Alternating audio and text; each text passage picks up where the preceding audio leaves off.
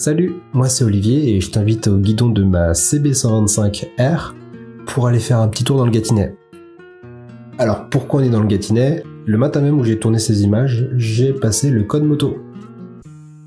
Donc plutôt que de tourner en rond dans mon appartement, j'ai préféré tourner en rond dans le Gâtinais. C'est quand même vachement plus sympa comme cadre. Alors le code de la route, ça fait 5 mois à peu près que je suis inscrit. Et ouais, j'avoue, c'était une galère, hein. C'est une galère, on s'y colle, on tombe sur une question qui nous plaît pas et on rage quitte. On y revient 3 semaines après, on tombe sur une autre question qui nous plaît pas, on rage quitte. Donc voilà, globalement j'y allais par petit bout, j'ai dû faire pas plus de 6 ou 7 sessions sur ces 5 mois. Et voilà, il y a un jour tout simplement, un vendredi, hein, donc la veille du jour où je tourne ces images, je me dis bah ouais, si tu veux rouler un jour sur quelque chose de plus sérieux que ce que tu as, et ben va falloir te motiver. Donc je me suis inscrit à un examen. Voilà, j'étais pas du tout prêt, mais je me suis inscrit la veille pour le lendemain. Voilà, à la poste à 9h45.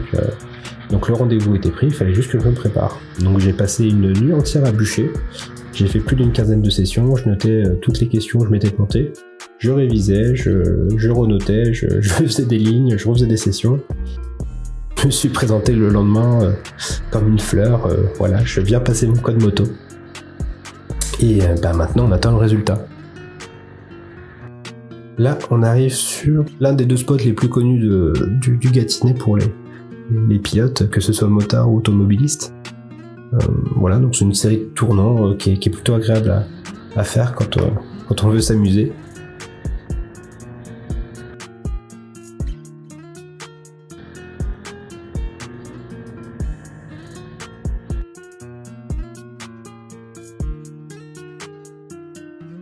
Et donc arrivé une fois en haut, j'ai sorti le drone et là j'ai remarqué qu'il y avait un moteur qui passait. Et puis il est revenu après, il est venu me voir, on a un peu discuté. Et donc c'est comme ça que j'ai fait la connaissance de Jérémy.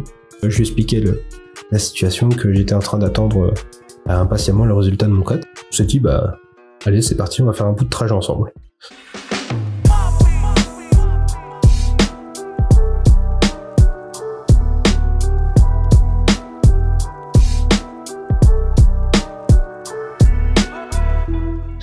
Donc moi justement qui est en train de passer mon code moto, je vois que bien effectivement que nos deux machines n'ont pas les mêmes capacités. Alors ça je le savais déjà, hein.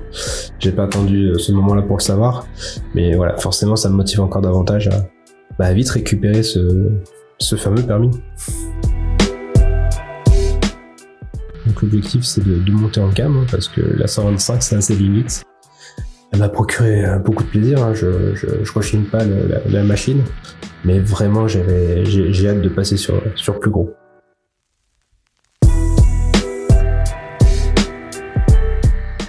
La CB125R, du coup, quand je l'ai récupérée, le premier trajet que j'ai fait, j'ai été à Reims avec, tout juste sorti de la concession. Je me suis dit que je voulais faire un petit voyage. J'ai des amis qui allaient à Reims pour y passer le week-end, je les ai rejoints.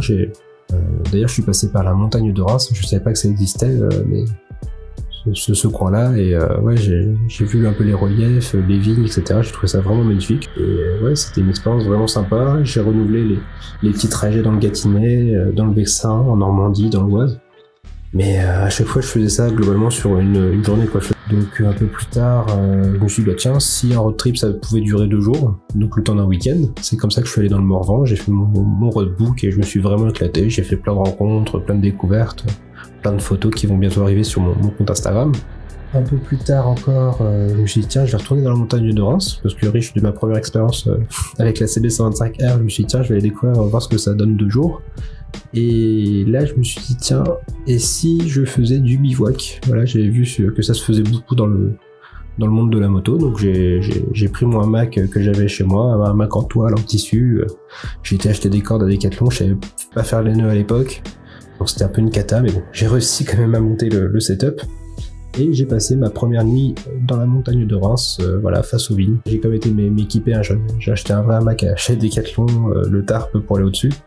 Et tout ça pour faire quoi? Pour faire les vacances, voilà, pour vivre les vacances les plus atypiques que j'ai vécues jusqu'à maintenant. Et j'ai fait un roadbook pour aller en Bretagne, faire en une semaine le tour complet de la Bretagne en ayant comme seul couchage un hamac. Donc voilà, c'était le but du jeu, c'était trouver tous les soirs où ou l'installer. Cette façon de voyager m'a vraiment plu. Et voilà, c'est aussi un de ces moteurs qui fait que je me suis inscrit au permis A2.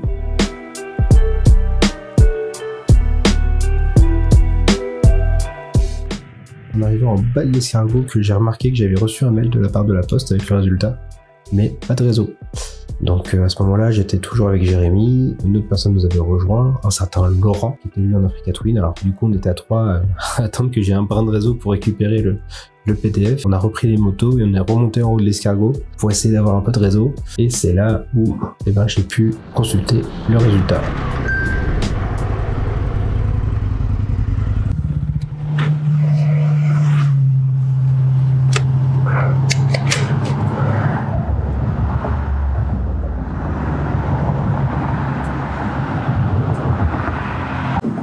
Eh ben nickel, ça passe.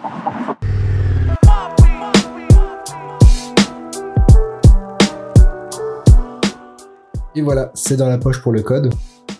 Maintenant j'ai hâte pour la pratique.